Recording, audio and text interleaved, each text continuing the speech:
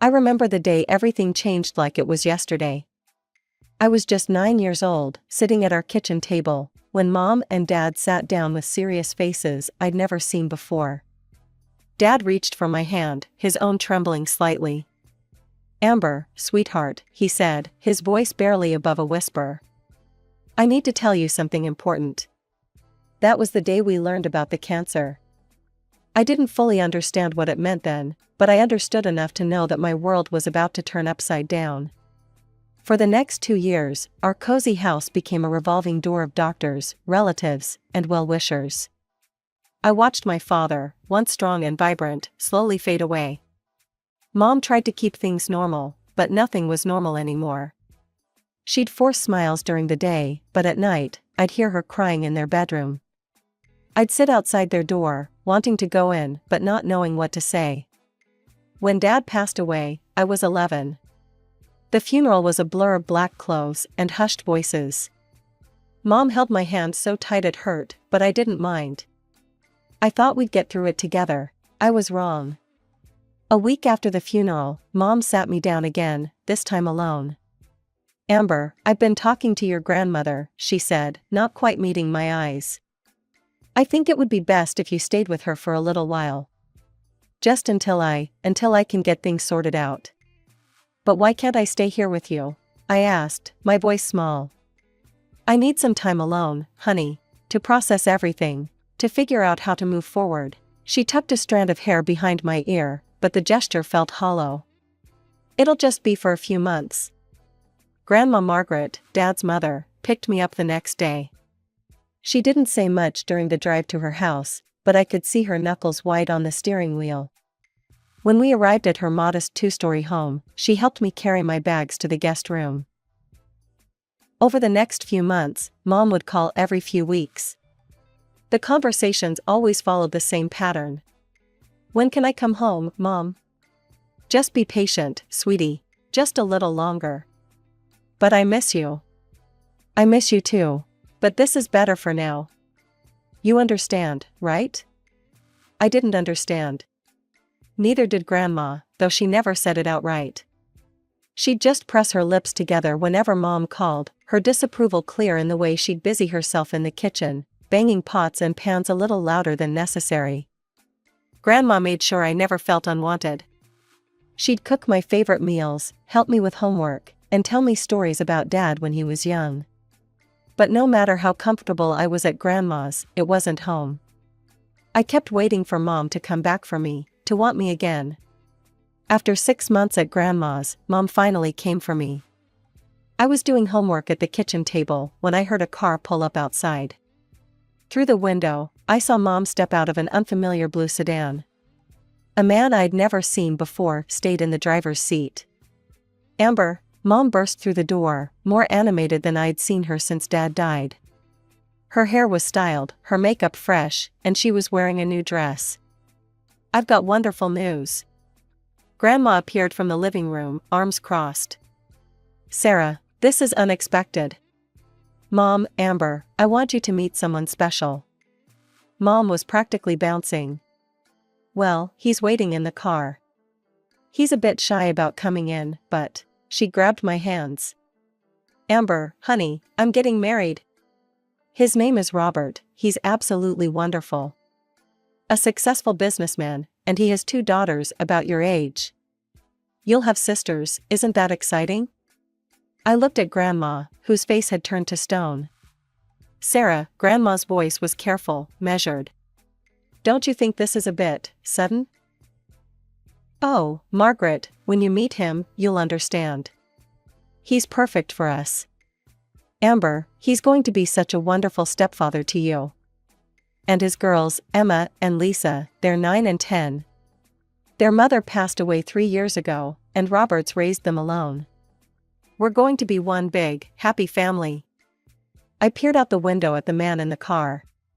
He was staring straight ahead, not even glancing toward the house. "Come on, Amber," Mom said, already gathering my things. "Let's go home. The girls are waiting to meet you." The drive home was filled with Mom's chatter about Robert, the wedding plans, and how perfect everything would be. When we pulled up to our house, the house Dad and Mom had bought together, two girls were sitting on the front steps. They looked like matching dolls, with their identical blonde hair and pink dresses. "Girls," Mom called out, waving. "Come meet Amber." I stepped forward, trying to smile. "Hi, We know who you are," the taller one, Emma, cut me off. Her voice was sweet as honey, but her eyes were cold. "Our dad told us all about you." "Yeah," Lisa, the younger one, chimed in. "But just so you know, he's not going to be your dad. He's our dad.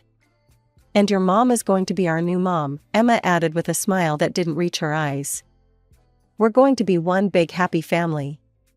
Right, Sarah?" "Of course, sweetie," Mom beamed, completely missing the tension. 3 months later, I stood in front of a mirror in a plain blue dress while Emma and Lisa twirled around in matching pink bridesmaid gowns. The wedding was about to start, and I could still hear the echoes of their screaming from earlier. "We won't wear the same dress as her," they'd shrieked when Mom suggested matching dresses for all three of us.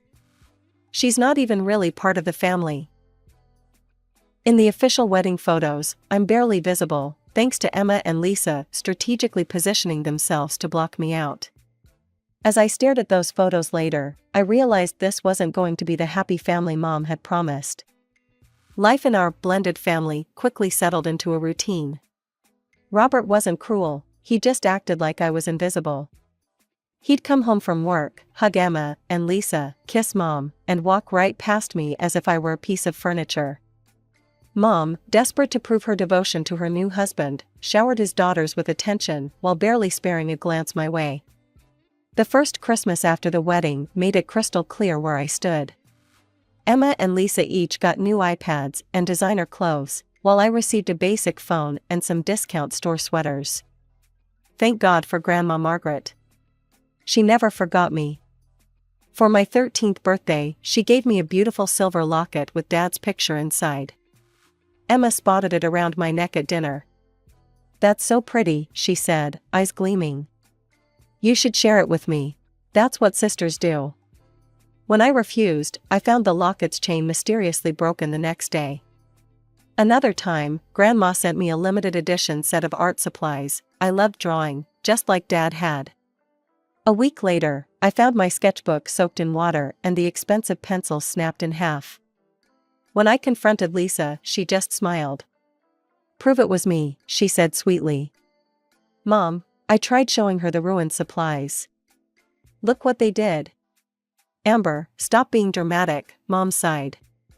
"You probably left them out in the rain yourself.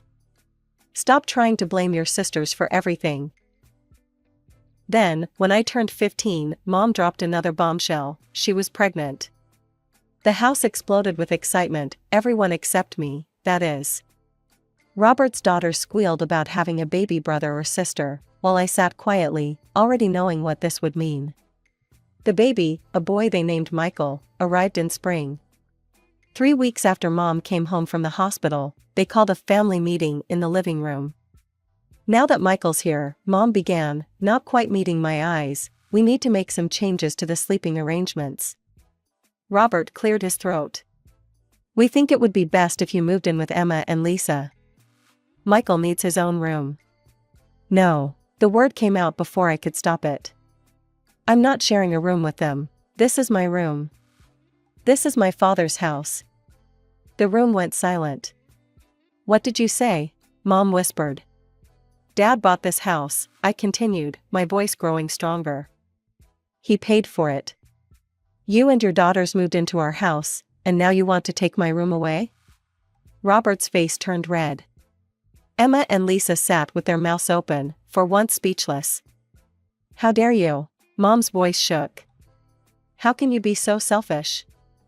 After everything we've done for you?" Tears started rolling down her cheeks. "Robert has been nothing but good to you, and this is how you repay us?" "Good to me?" I laughed, but there was no humor in it. "He doesn't even look at me." After that, the house became even more of a prison. Nobody spoke to me at meals.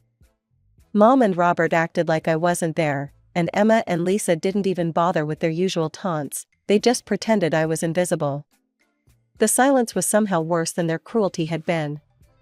After 3 days of complete silence in the house, I couldn't take it anymore.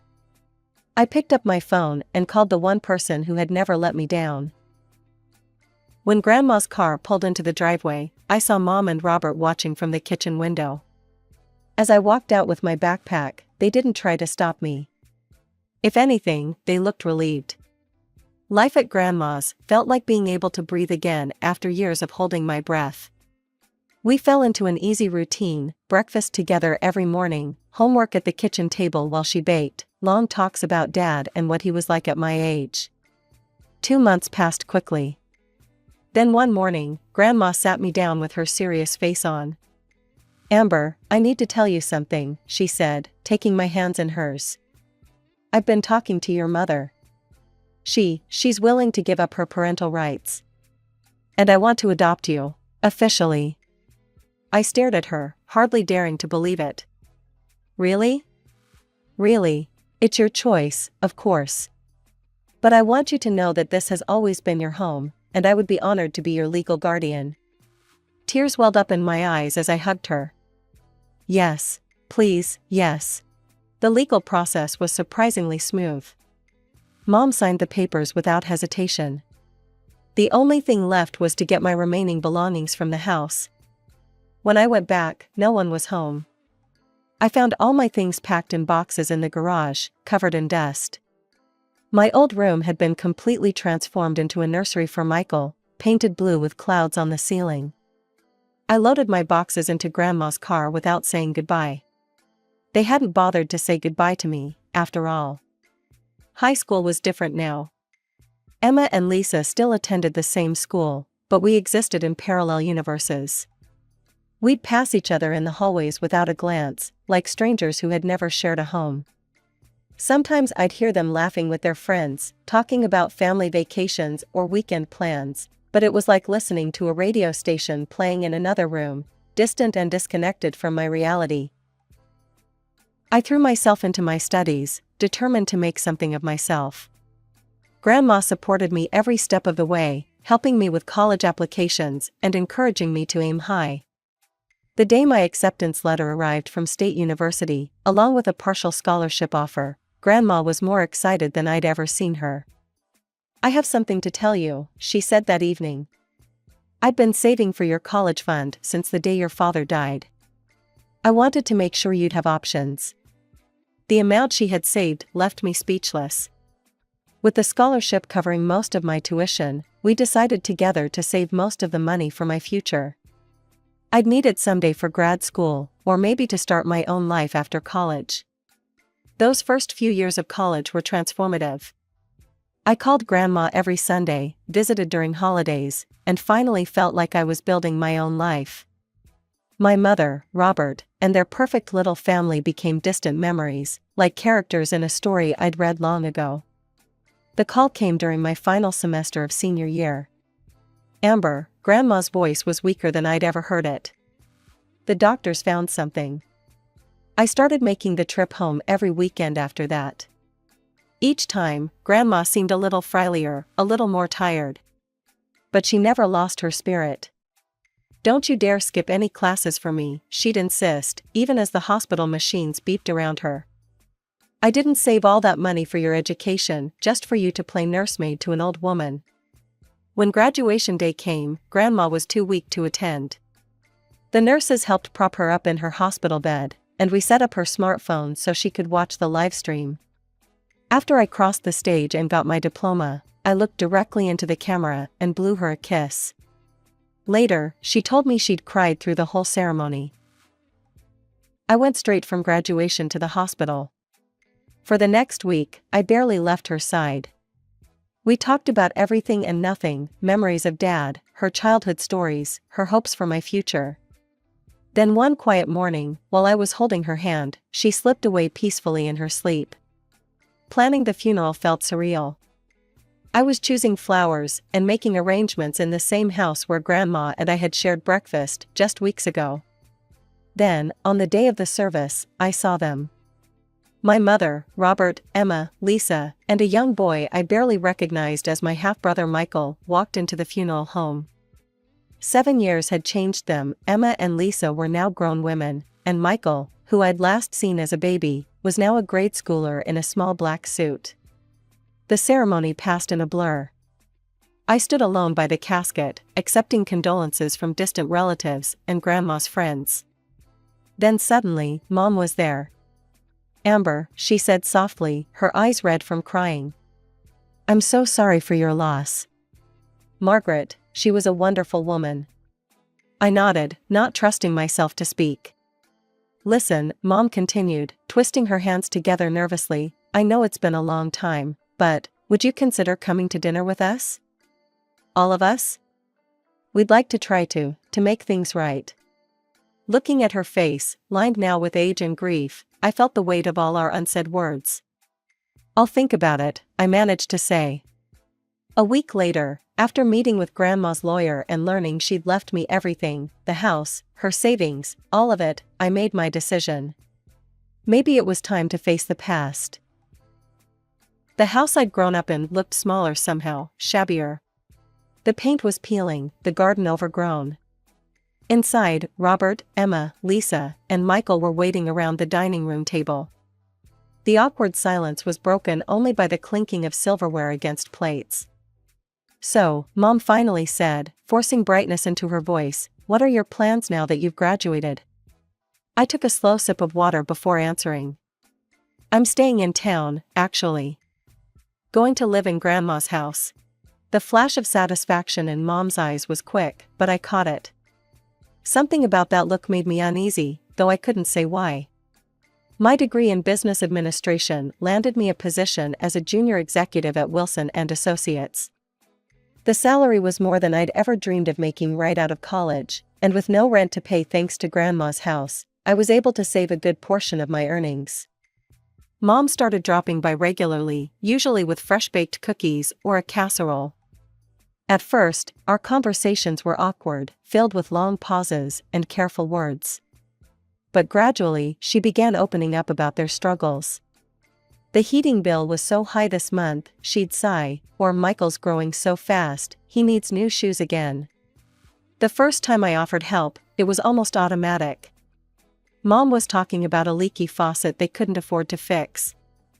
"I have some extra cash," I said, pulling out $200. "Here, get it fixed." The way her face lit up made something warm stir in my chest. After that, it became a regular thing, small amounts here and there for whatever crisis they were facing that week. Then, surprisingly, Emma and Lisa started coming around too. They told me about their jobs, Emma as a receptionist, Lisa working retail, and their struggles to make ends meet. It was strange hearing them talk without any trace of their old meanness. When Mom mentioned that Michael needed a laptop for school, I didn't hesitate. The smile on his face when I gave it to him made all our past history seem distant and unimportant. "You're the best big sister ever," he said, hugging me. It was our first real hug. The real breakthrough came during my business trip to New York. When Emma and Lisa asked if they could tag along, I was hesitant at first, but their excitement was contagious. "We've never been anywhere," Lisa admitted. "Dad always said we couldn't afford it." I booked them economy tickets and found a decent tourist-class hotel in Manhattan. Watching them experience New York for the first time was like seeing the city through new eyes.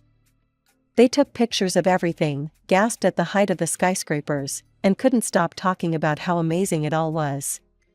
During our dinner at a small Italian restaurant in Little Italy, Emma raised her glass of house wine. "To family," she said, and for the first time, the word didn't feel wrong. Back home, our regular dinners became a tradition. Mom, Emma, and Lisa would always insist on choosing budget-friendly restaurants, and they never ordered anything expensive. They seemed genuinely grateful for everything, no matter how small. Mom's call came on a Tuesday afternoon, just like any other. I was reviewing work documents when my phone lit up with her name. "Hi, sweetie," her voice was warm, familiar. "How are you doing?" We chatted about nothing in particular, Michael's school performance, Emma's new haircut, the usual family gossip. Then, just as we were wrapping up, she added, "Oh, by the way, honey. I hate to ask, but could you maybe transfer $200? The car needs some minor repairs. Sure, Mom. I'll send it right now. You're an angel, Amber. I love you so much. I was about to hang up when I realized the call hadn't ended. There was rustling on the other end, then voices growing clearer. Mom must have thought she'd pressed the end button. Did she fall for it? That was Emma's voice, followed by a laugh I hadn't heard since high school, sharp, mocking. Of course she did. Mom's voice had changed completely, dripping with contempt. She always does. Little Miss Successful with her fancy job and her inherited house. God, I'm so tired of pretending to like her, Lisa groaned. Did you see what she was wearing at dinner last week? That awful blazer? She thinks she's so much better than us just because she went to college. They all laughed, Mom, Emma, and Lisa. Then I heard Robert's voice join in. You're doing great, honey, he told Mom. Keep it small for now. We don't want to spook her. I know, Mom replied. We have to play it smart. Small amounts here and there, build up her trust. Once she completely lets her guard down, then we can really start asking for more. She's loaded now, that house, her savings, her salary. We just need to make sure she spends it on us, instead of herself. It's not fair, Emma whined. Why should she have all that money? We deserve it more than she does. Of course you do, sweetheart, Mom said. You and Lisa are twice the daughters she ever was. Don't worry, we'll get what's ours. She's too stupid to see what's really going on. Always was, just like her father. I ended the call with a single press of my finger, but their laughter kept echoing in my ears. The family I thought I'd finally found had never existed. It had all been an elaborate performance, with me playing the role of the foolish benefactor.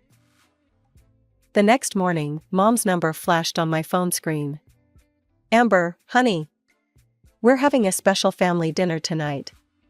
You'll come, won't you? I heard the false sweetness in her voice now, the calculated warmth that I'd been too desperate to recognize before. Sure, Mom. What time? 7 o'clock. Everyone will be there. When I arrived at the house, they were all waiting. Mom had made my favorite lasagna.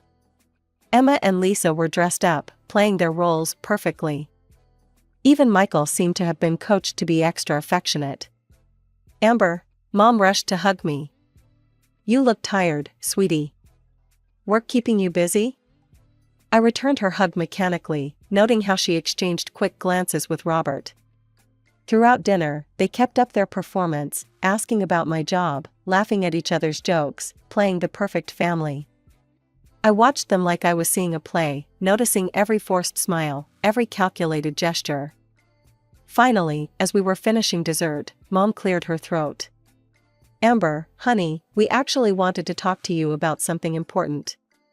She reached for Robert's hand, their practiced move for serious conversations. The house, well, we've had some structural issues come up. The foundation needs urgent repairs. We've gotten estimates, Robert added, trying to sound fatherly. It's going to cost about $10,000. Mom leaned forward, her eyes wide and hopeful. We hate to ask, but since you're doing so well. I smiled, and I saw Mom's face light up with triumph. She thought she had me. No. The word fell into the silence like a stone into still water. What? Mom's smile faltered. I said no. Not 10,000, not $10. Not another cent. Emma and Lisa exchanged confused looks. Robert sat up straighter. But honey, Mom started, we really need. You forgot to hang up the phone yesterday, Mom, I kept my voice calm, almost conversational. After you asked for that $200. The color drained from her face. Emma and Lisa froze. Even Michael, who probably didn't understand what was happening, stopped eating his cake. I heard everything, I continued. About how tired you are of pretending to like me. About how you've been playing me for money. About how you think I'm stupid, just like my father. I turned to Emma and Lisa. About how you deserve my money more than I do. We were just joking, Lisa burst out. It wasn't serious. Amber, sweetie, Mom reached for my hand. I pulled it away. You're misunderstanding. The only thing I misunderstood was thinking you had changed. I stood up from the table.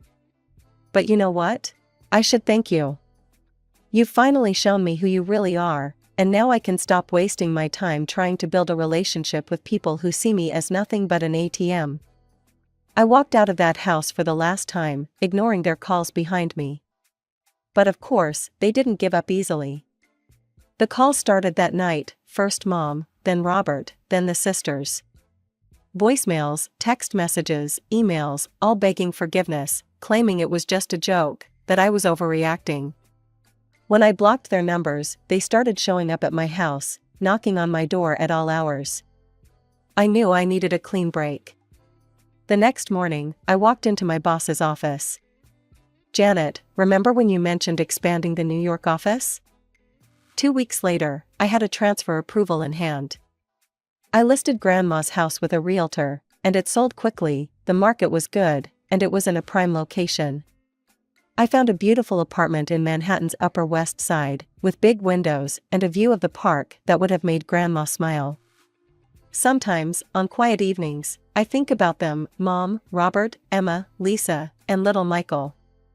I hope Michael grows up to be different from them. But I don't regret my decision. I learned that family isn't about blood or legal documents. It's about love, real love, not the kind that comes with price tags and hidden fees.